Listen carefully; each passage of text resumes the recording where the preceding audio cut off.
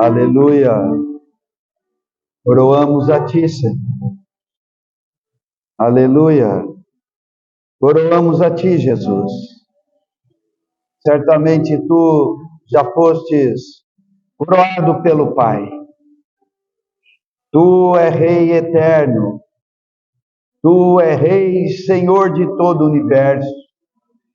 Aleluia. Tu és Rei todo-poderoso. O Pai te coroou. Aleluia, Senhor. E nós, em especial, considerando, Senhor, que nos dotaste de livre-arbítrio, de escolha, nós certamente escolhemos seguir o que o Pai fez ao te coroar. Nós não te resistimos, Senhor Jesus. Nós nos rendemos a Ti. Nos prostramos aos Teus pés. Coroamos o Rei já coroado. Coroamos como nosso Rei pessoal, como nosso Senhor pessoal. Nos rendemos a Ti. Nos prostramos a Ti. Senhor Jesus, Tu és o Rei dos Reis, o Senhor dos Senhores, que em breve aparecerá nos céus, em seu cavalo branco, esmagando o adversário e libertando definitivamente as nossas almas de toda opressão do maligno. Aleluia, Tu és o nosso Rei. Nos sujeitamos a Ti, nos entregamos a Ti, querido Deus. Que maravilha. Seja, Senhor, aqui também nesta congregação. Que o homem jamais seja maior do que Tu mesmo, Senhor. Rendemos graças a Ti, Senhor Jesus, porque com o Teu sangue nos compraste, com o Teu sangue estabelecestes a Tua igreja.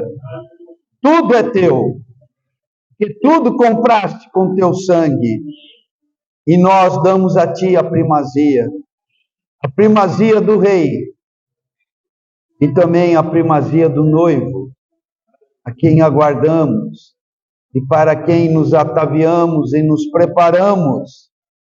Aleluia, Senhor Jesus, Tu és tão lindo, Tu és tão lindo, tão perfeito, tão amável.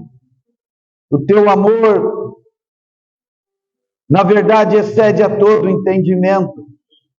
Vá abrindo os nossos sentimentos para recebermos com compreensão o Teu amor. Coroamos a Ti, Senhor Jesus. Querido Pai, em nome de Jesus, o Rei eterno, pedimos pela palavra que será ministrada, fale ao nosso coração. Fala, estamos atentos. Revela-nos a verdade e ajuda-nos a vivermos a realidade da verdade. Nós te pedimos, ó Pai, em nome de Jesus. Amém. Aleluia. Glória.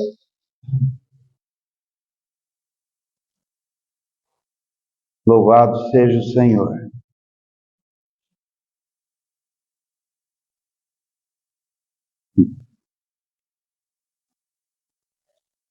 Uma vez um irmão ficou meio indignado com essa música, nós acabamos por uma razão teológica. Ele dizia, como que nós podemos dizer que coroamos Jesus? Jesus foi coroado pelo Pai. Ele estava meio indignado mesmo. Ele falou isso para mim.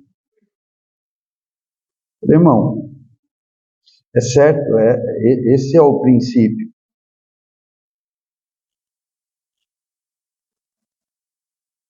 Mas nós precisamos de coroar a Jesus. Se eu coroo a Jesus ou não, isso não muda nada. O fato é que Ele é o Rei eterno e vai vir, e vai julgar, e vai arrebentar. Então, melhor é estar bem com Ele. Isso é um fato, não é isso? Agora, independente de qualquer coisa, eu estabeleço Jesus como rei da minha vida. Ele reina em mim, isso é pessoal. Não é? Você entendeu, irmão? Acho que foi assim que pensaram quando colocaram. Não sei não.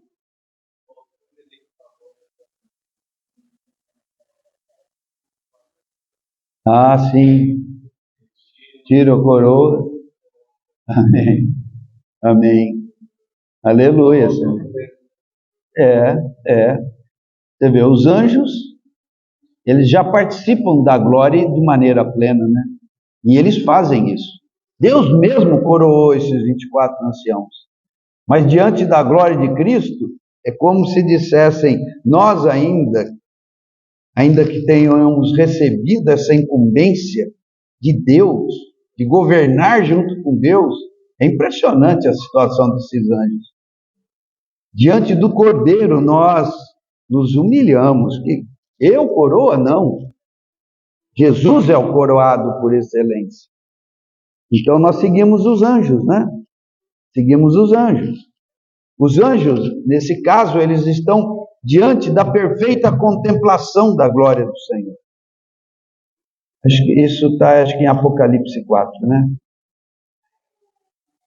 Mas nós não estamos diante da plena glória do Senhor, irmãos. Nós fazemos pela fé. Eu acho que para Deus isso tem mais valor ainda. Eu não faço porque eu estou vendo. Eu faço porque é a verdade. E porque eu fui tocado pela verdade.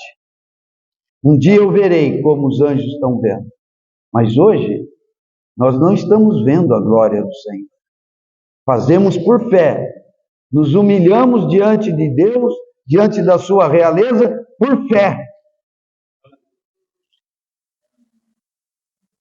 Eu atrevo a dizer que isso tem mais significado do que o que os anciãos estão fazendo no céu. Bem-aventurados que não viram, mas creram. Pedro também tem algo semelhante assim, falando na abertura ainda da carta dele, falando a respeito de nós, os gentios, ou de todos os que não viram a Jesus.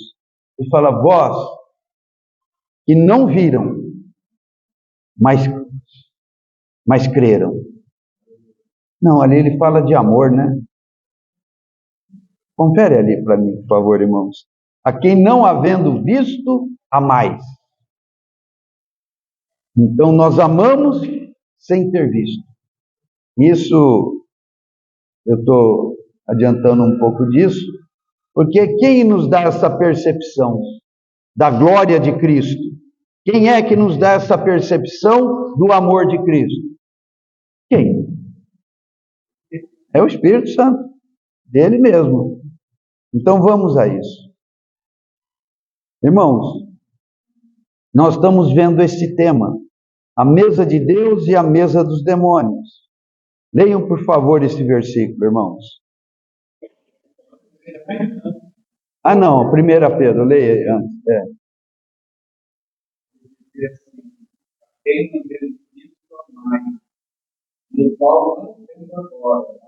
Crendo. Aleluia. Sem ver, amamos e exultamos com alegria indizível, cheia de glória. O Espírito Santo está trabalhando em nós, irmãos, nesse mundo brabo, nessa carne pecadora, para produzir em nós isso. Amor pelo Cordeiro. Alegria exultante pelo Cordeiro, a quem não vemos. Esse é um mistério também, como o Espírito Santo trabalha em nós para nos trazer essas realidades invisíveis. Então vamos lá. Vamos para 1 Coríntios capítulo 10, verso 20. Leiam, irmãos.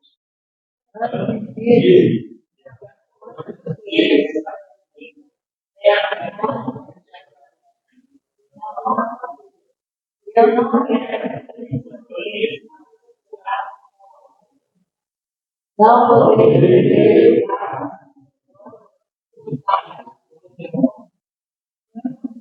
Não podeis viver. Amém. Então, irmãos, aqui basicamente isso aqui está seguindo o princípio dos dois caminhos. No Éden tinha a árvore da vida e a árvore do conhecimento do bem e do mal. Temos que ficar com uma e rejeitar a outra. Para o povo de Israel, Moisés fala, por meio do Senhor: eis que hoje vos proponho a vida e a morte, a bênção e a maldição. Escolhe, pois, a vida para que vivais. Então, no Éden, nós temos a árvore da vida e a árvore do conhecimento. Ali no deserto, preste a entrar na boa terra, eles tinham a vida e a bênção, ou a morte e a maldição. E o Senhor está dizendo: escolhe a vida. Escolhe a vida. Eu vou ajudar você. Escolhe a vida. Deus sempre nos ajuda. Como é que Deus ajudou Adão? Foi? Não entendi, filho. Não, qual que foi a palavra? Qual que foi a palavra? Aqui, para os israelitas, o Senhor está dizendo: escolhe, pois, a vida. Para Adão, o que ele disse? Não coma. Dessa aqui não come. Se não é para comer dessa, por exclusão, só tem duas. É para comer da outra. Então o Senhor sempre dá a atitude correta a ser tomada. Depois, tem várias situações assim, de duas na Bíblia, de dois caminhos. Pois nós temos a situação, em Mateus capítulo 6, Jesus vai dizer: não podeis servir a dois senhores. Ou você ama um e detesta o outro. Não dá para amar dois senhores. Você tem que amar um e detestar o outro. Não podeis servir a Deus e as riquezas. Depois, ainda no Sermão do Monte, o Senhor vai falar sobre a porta estreita e a porta larga. Jesus vai dizer: entrai pela porta. Ele já começa assim. Olha, já começa dando a dica. Entrai pela porta estreita. Porque estreita é a porta que conduz à vida. São poucos os que acertam ela. Não, desculpa, errei. O Senhor diz: entrai pela porta estreita. Aí ele começa a falar da porta larga. Porque larga é a porta e espaçoso o caminho que conduz à perdição. E são muitos os que entram por ela. Aí ele volta à porta estreita. Entrai, pois, pela porta estreita, porque estreita é a porta, e apertado o caminho que conduz à vida. Então, quando fala de porta, está falando de uma escolha. Uma parece mais fácil, mais aceitável. A outra parece mais difícil, mais fácil de se recusar. E depois fala de um caminho. Fala: puxa, a porta já está estreita, você ainda vai me dar um caminho apertado? Mas o que tem no fim? Vida. Então, na nossa vida, irmãos, sempre vai ser assim. Em pequenas coisas, em grandes coisas. Quem pensou em não vir para a reunião hoje? Quem lutou para vir para a reunião hoje? A Lídia levantou a mão. O Lucas também. A Dinha também. O Rafa e a Vivi também. A Meire também. A gente olha assim: vou na reunião, uma porta estreita. Aí você fala: não, eu vou fazer a coisa certa, eu vou entrar. Tá meio difícil, não dá nem para entrar de frente. Tem que entrar num lugarzinho desajeitado. Aí na hora que você vê, tem um caminho. Aí no final, você tem um prêmio imediato nesse caso, que é vida. Você já está bem, Lucas? Está arrependido de ter vindo? Você já tocou na vida? Ou a vida já tocou em você? Se não viesse, não estaria experimentando. Está experimentando agora. A recompensa já veio. Estou falando dessas coisas pequenas ao longo da vida, não é? E ao longo de toda a nossa vida, nós temos um caminho longo a percorrer. E quando fala de vida como recompensa, está falando de chegar diante do tribunal de Cristo e ouvir do Senhor: serva boa e fiel. Já pensou, meu irmão? Todos nós compareceremos diante do tribunal de Cristo. Eu não sei como vai ser isso, mas todos nós compareceremos. Como é que você vai caminhar até lá? Tenso ou com a consciência tranquila de ter buscado o Senhor? Aí, chama lá, todo mundo na fila, hein? Está todo mundo na fila. Kelly Cristina, é Cristina, né? Kelly Cristina, como que é mesmo teu nome? Kelly Cristina de Andrade, de Rio Claro.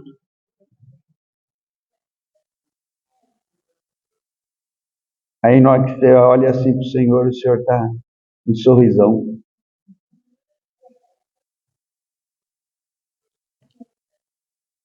Né? Então, é a vida. Foi ralado aqui, né? Puxa, mas agora é a eternidade. Ou pelo menos essa situação dispensacional dos 1000 anos. Que recompensa. Então, tem essa questão das portas. E assim por diante. Então, amados... Oi. Corrida.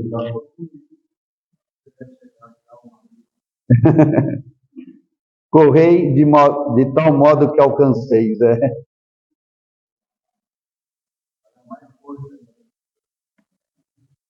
Tem gente... Então, tem gente que consegue acelerar, né? Como é que acelera, né?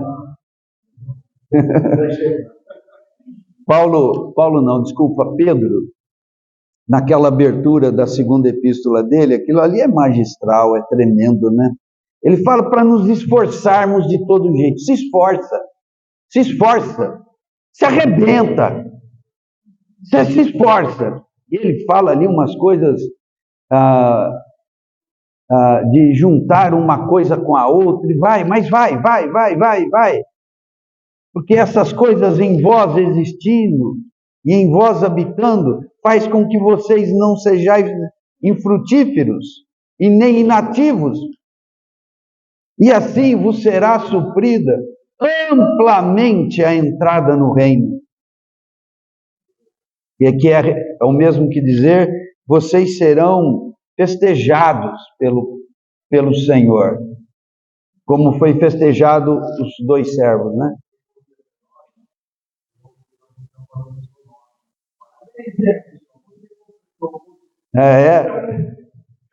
Só ouve quem completa.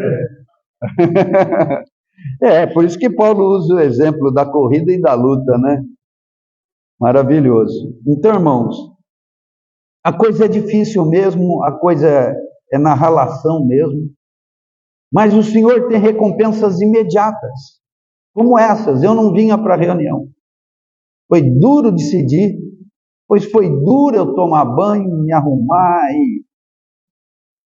mas agora eu estou bem.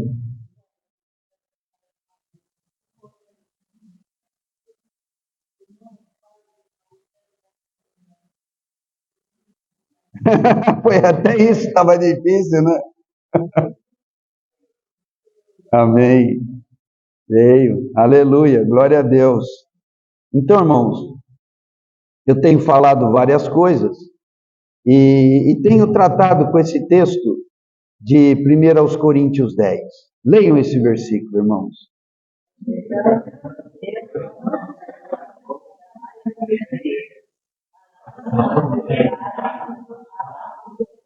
Então, amados, falando do povo de Israel, dos que saíram do Egito, Deus não se agradou da maioria deles. Comer da árvore da vida, escolher a bênção e a vida, escolher o Senhor e não as riquezas, entrar pela porta estreita, tudo isso é para agradar o Senhor. Agradar o Senhor. É uma maneira de eu demonstrar a Deus que Ele é o meu preferido, que Ele é a minha escolha, que ainda que haja as ofertas da mesa dos demônios, o que eu quero é a mesa de Deus, né? E eu estava esquecendo de falar, né? Ainda nessa questão das duas escolhas, a mesa de Deus e a mesa dos demônios, que é o que nós estamos vendo, né? Então, Deus não se agradou da maioria deles, e eles não chegaram à meta. E que o Senhor nos livre disso. Vamos correr de modo que alcancemos. Eu vou passar rápido aqui. Então, o tema hoje vai ser como da vez passada: temer ao Senhor, a verdadeira adoração. Então, a melhor maneira de temermos ao Senhor e fazermos a escolha certa é aprendermos o que é a verdadeira adoração, que é o que nós vamos ver hoje. Então, nós estamos analisando com calma Deuteronômio 6, mas eu vou passar rápido para poder falar sobre a verdadeira adoração. Mas Deuteronômio 6, ali nós evidenciamos 4 pontos fundamentais naquele texto que eu já disse para os irmãos que no Velho Testamento é a porção mais importante das Escrituras para os judeus e é também igualmente importante para nós. O primeiro é temer ao Senhor para que se vá bem. O segundo ponto é não ser idólatra. Só o Senhor é Deus. Um terceiro ponto é amor integral ao Senhor. Amar o Senhor de todo o coração. O quarto ponto é a palavra no controle da mente para andar na verdade. Então nós vamos analisar com calma esses 4 pontos. Mas, falando do primeiro, temer ao Senhor para que bem te suceda. Se eu quero me dar bem, eu tenho que temer ao Senhor. Eu sempre vou estar tentado a comer da árvore do conhecimento do bem e do mal. O diabo sempre vai pintar a maldição de dourado. Ele sempre vai pintar a morte de dourado. Como que pode isso? Pode. Mas nós temos que ser firmes na verdade. Esse vai ser o último dos 4 pontos. Não, você está querendo me enganar, né? Não, a palavra diz que isso não é possível. Estou fazendo um estudo sobre maçonaria com uma pessoa, com um professor, assim, muito categorizado, é uma coisa impressionante. E a maçonaria acaba por refletir o espírito desse mundo. Em última análise, a maçonaria é um braço humano da rebelião de Satanás. E o que eles querem, por fim, através de enganos sucessivos, até a quem se filia. Quem se filia nem sabe no que está entrando, e eles vão enganando os que estão. Lá eles têm umas coisas de estágio, de graus, e eles sempre prometem que uma tal de revelação vai vir no próximo grau. E assim vai. Mas por fim, o que é que eles propõem? É a adoração de Lúcifer. O diabo é que é bonito. Deus é que é o maldoso. Faz sentido isso para nós, irmãos? O diabo é que é o o bonito, o bom. Deus é quem está com maldade. Faz sentido isso para nós? Mas essas pessoas controlam o mundo, irmãos. Milhares estão lá, sendo convencidos de que a luz provém de Lúcifer ou de Satanás. Que Jesus é um frustrado que não sabe fazer nada senão criticar aquele que tem a luz, que é o diabo. Fala, pô, mas isso não pode ser coisa de gente inteligente. Mas é impressionante. É a adoração do diabo. Alguns não vão para a maçonaria, mas vão para os bailes, mas vão para as mesas de bares. Não querem Deus. Se entregam aos pequenos prazeres da vida. Não buscam a alegria que está em Cristo, como nós vimos ali na 1 de Pedro, no qual, sem ver, exultais com alegria indizível e gloriosa. Não, esse negócio de Cristo, alegria, não. Eu prefiro uma cervejinha gelada. Mais uma batidinha de limão antes, para quebrar o gelo. Então lá, eles veem alegria nisso. E são pessoas queridas nossas, por vezes, familiares, colegas de trabalho, mas a escolha deles ainda não é Jesus. Isso é uma maneira de viver a rebelião. É uma maneira de se colocar do lado maligno. E é isso que Paulo está falando aqui. A mesa de Deus e a mesa dos demônios. A mesa dos demônios nem sempre vem com as piores coisas da corrupção. A mesa dos demônios também enfeitam muita coisa maligna que o mundo nos oferece a todo tempo e que nós devemos discernir e escapar disso. E para escaparmos disso, só há uma maneira: é bebermos do Senhor. Isso é verdadeira adoração.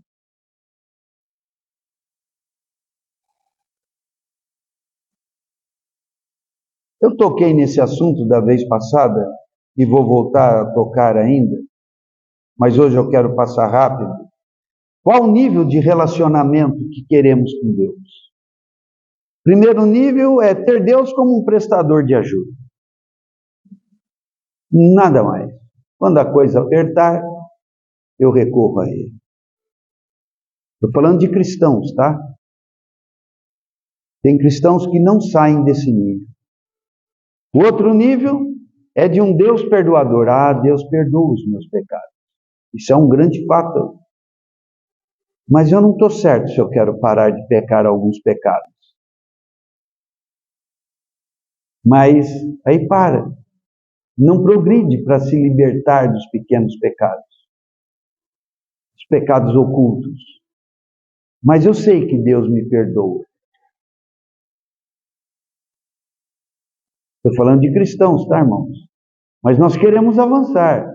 Eu quero confessar meu pecado e quero me esforçar com os meios que Deus me prepara para me livrar da fraqueza que me conduziu àquele pecado. Deus perdoa pecados? Sim ou não? Eu devo permanecer no pecado que eu fui perdoado?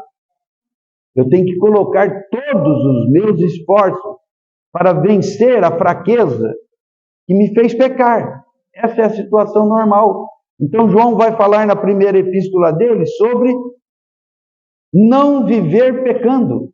Se pecarmos, ele diz, eu estou dizendo essas coisas para que não, mas se pecarmos, temos advogado junto ao Pai. Mas devemos odiar o viver pecando.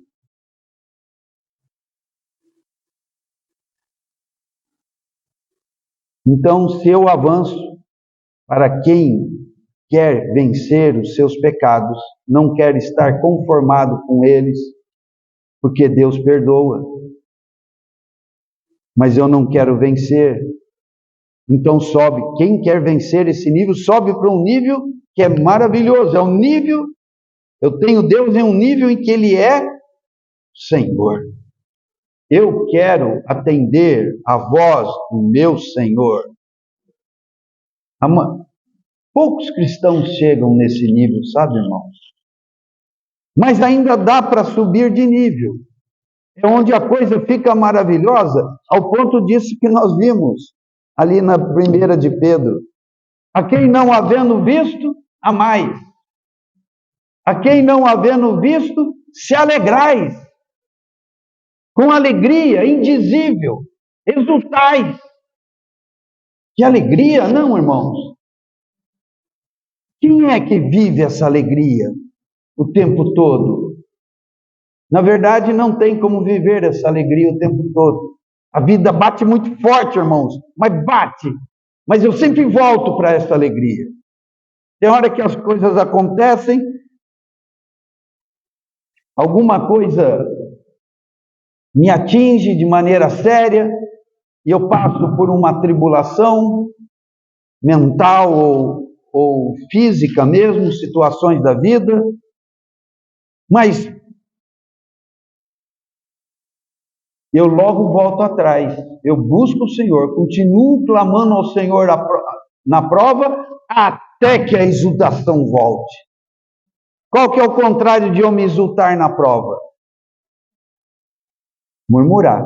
E isso gera que tipo de sentimento? Tipo de comportamento ou sensação? Desânimo. A prova. Eu busco a alegria exultante ou na prova eu me deixo desanimar? A prova não é brincadeira, né, irmãos? A prova não vem para dar uma liçãozinha. Deus permite que a prova venha como um ataque violento do diabo, muitas vezes, que é para derrubar. O diabo quer nos engolir. Ele quer destruir a nossa fé. Ele quer nos abater totalmente como cristãos. E essa prova, esse período, por vezes, faz a gente... Eu vou dar um exemplo. É como Pedro, que se anima a se encontrar com Jesus sobre as águas. A princípio, Jesus não foi Jesus que convidou, ele que falou: Senhor, se és tu mesmo que vem vindo sobre as águas, diga para eu ir aí. Aí Pedro falou: o senhor falou, você que está propondo, e eu gostei da ideia. Vem, Pedro. Aí o Pedro, o jeitão dele, o que ele faz? Vai. E ele dá um passo e não afunda. Ele dá 2 passos e não afunda. Ele dá 3 passos e não afunda. A fé dele está indo bem. Pedro está andando sobre as águas, irmãos. Olha que fantástico. Até que ele começa a prestar atenção nos ventos e nas ondas. Eu nem sei o que eu estou fazendo em cima da água, e eu só estou olhando agora que a coisa está feia. E ele começa a afundar. E no meio do afundamento, o que ele diz? Socorre-me, Senhor! E o Senhor de pronto o toma e o leva para o barco. Irmãos, as provas são assim. Você vai, mas no meio dela, você fala: não está dando, Senhor, eu estava bom no começo, agora já encheu a sua negócio de prova, viu, Senhor? Eu não quero mais, eu não quero mais prova. Começa a afundar. Começa a afundar. Cansei. É o desânimo. Isso eu estou falando, a prova não é fácil. O Senhor esperou Pedro afundar, não foi? E o segurou. Todos nós temos passado por isso, né, irmãos? Né? Então, a prova, por muitas vezes, não é brincadeira. A prova, às vezes, é muito dura. Mas o Senhor está nos provando. Então, para a gente ter esse viver que não perde a alegria exultante até na hora da prova. Você pensa 1000 vezes em desanimar, em desistir. Mas se eu desisto do Senhor, eu vou para onde, meu irmão? O que eu tenho para melhor fazer do que seguir o Senhor? Nada. Então, Paulo, Pedro, João, essa turma que nos liderou no crer no Mestre, no seguir o Mestre, eles aprenderam a entrar nesse, vamos dizer, vou usar uma linguagem da informática, nesse modo exultante. Apanha, sofre, perde, dói, morre, mas morre alegre. Esse modo vamos chamar de modo exultação. É possível isso, irmãos?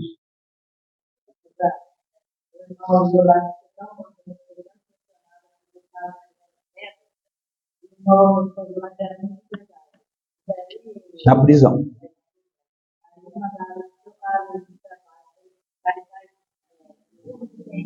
Destruir. Tá alegre carregando pedra? Eu vou dar tese.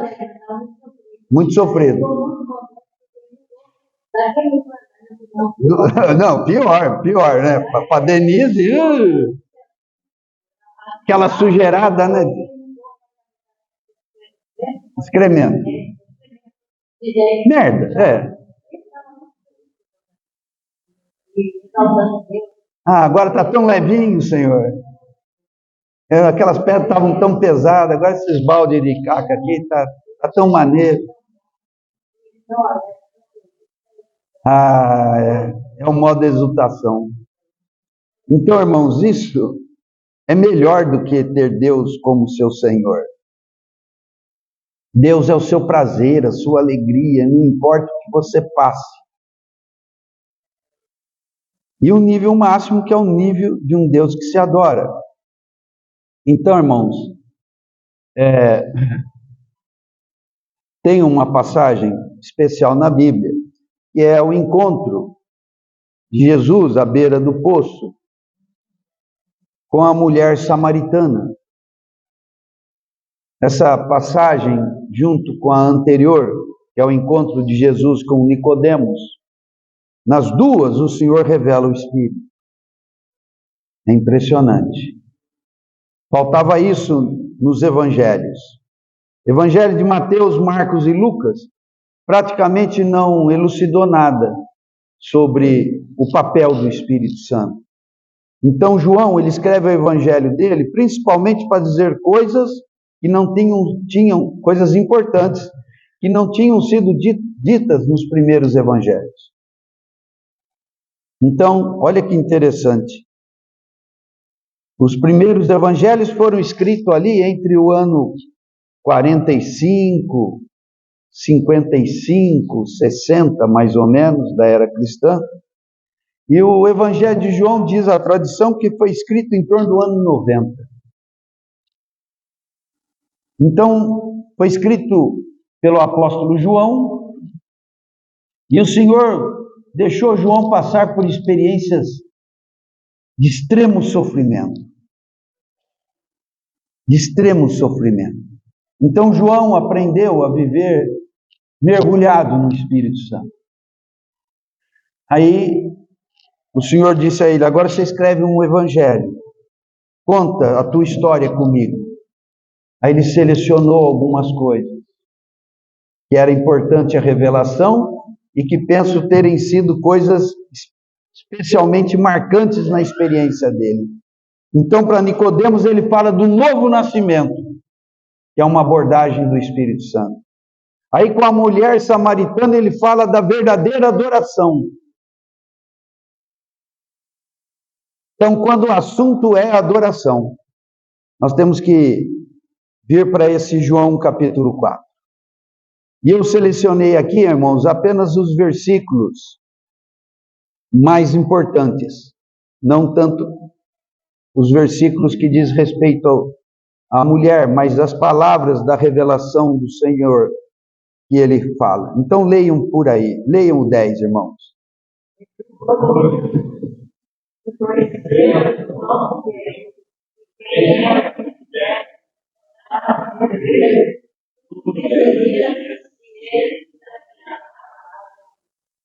Ele está falando com uma mulher com a vida muito complicada. Ela já tinha tido 5 maridos. E atualmente ela tinha um novo envolvimento que ainda não era o seu marido. Uma vida sofrida. Uma mulher samaritana.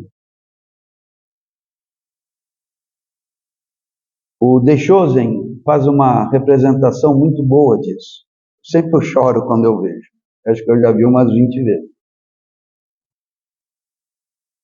E Jesus vai falar essa revelação tão maravilhosa para esta mulher tão sofrida. O que significa isso, irmãos? Que os sofrimentos, os fracassos humanos mais acentuados, todos se resolvem no beber a água viva. Nós temos muitas frustrações pessoais. Até quem é muito bem sucedido nesse mundo, no interior,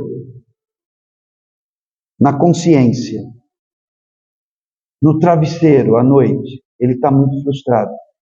Eu vi uma história, tem um compositor de música, talvez ele seja o maior compositor de música brasileiro e talvez seja mundial.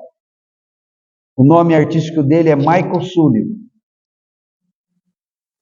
Nunca ninguém fez tanto sucesso. Ele mais fazia música para os outros do que para ele. Na verdade, a turma encomendava música para ele. E até música que ele fazia para a propaganda virada do céu. É um absurdo. Não só a quantidade de músicas, mas de música que fazia sucesso. E ele se converteu ao Senhor, né? Impressionante a história dele. E ele tinha um companheiro, que era o parceiro, então ele fazia mais a melodia, o outro fazia mais a letra, mas os dois participavam da composição, né? E ele falou assim, e um dia... E ele é um cara da década de 70, um cara um pouco mais velho que eu, agora deve estar com uns 75 anos, e ele falou, e eu no auge do meu sucesso, lá na virada dos anos 90 para os anos 2000, eu estava em Nova York para receber uns prêmios lá, uns Grammy, que chama o prêmio da música. O cara ganhava prêmios mundiais, assim. Ele falou, eu estava lá, mas me sentindo tão vazio, tão insignificante, tão nada, que aquilo doía. Imagina, um cara tão realizado, sendo homenageado. Nessa altura, com certeza, podre de rico. Mas se sentindo tão vazio. Tão vazio. Por quê? Porque não é para isso que nós fomos criados. Só teremos plenitude de paz e de alegria. Em outras palavras, só teremos satisfação se nós nos enchermos daquilo para o que fomos criados. Amados, nós fomos criados para o Filho. Para Jesus. E quem nos traz a plenitude de Jesus é o Espírito Santo. Então, quando eu me encho do Espírito Santo, eu me encho de Jesus. Um dia, todos nós estaremos com Jesus na eternidade, no ambiente da glória.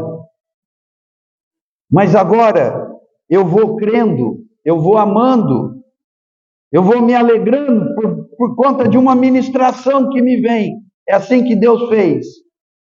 De uma das pessoas da Trindade, que é o Espírito Santo. Então, o Espírito Santo, no que diz respeito ao crente, ele está totalmente ocupado em fazer Jesus a nossa alegria, a nossa exultação. Ter prazer em Cristo. Por que eu não peco? Que eu descobri o que é ter prazer em Cristo. Por que eu não busco outras formas de entretenimento? Porque eu aprendi a me entreter com Jesus. Por que você não precisa de outras coisas?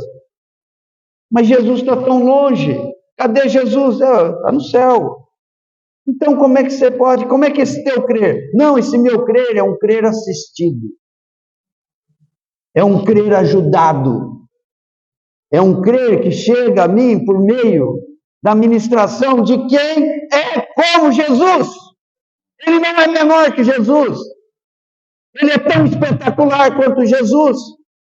Ele faz o papel dele e realiza o que eles combinaram ali nos acertos da Trindade. A pessoa central é Cristo. E o Espírito Santo trabalha para nos levar a amar Cristo. Cristo é aquele que se fez homem. Jesus é o Filho de Deus que se fez homem. E o Deus Espírito trabalha para me levar a amar o Deus homem. Amar, irmãos, ao Senhor, mais do que como mestre, mais do que como Senhor. Amar a Cristo, sabe como? Alguém diz, amar Cristo como? Sim, mais do que mestre, mais do que Senhor. Pode ser melhor do que ser discípulo do mestre? E que pode ser melhor do que ser servo do Deus Altíssimo? Hã? Não entendi.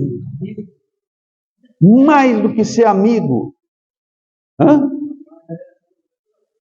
Então, não, mas estou falando do relacionamento. Hã?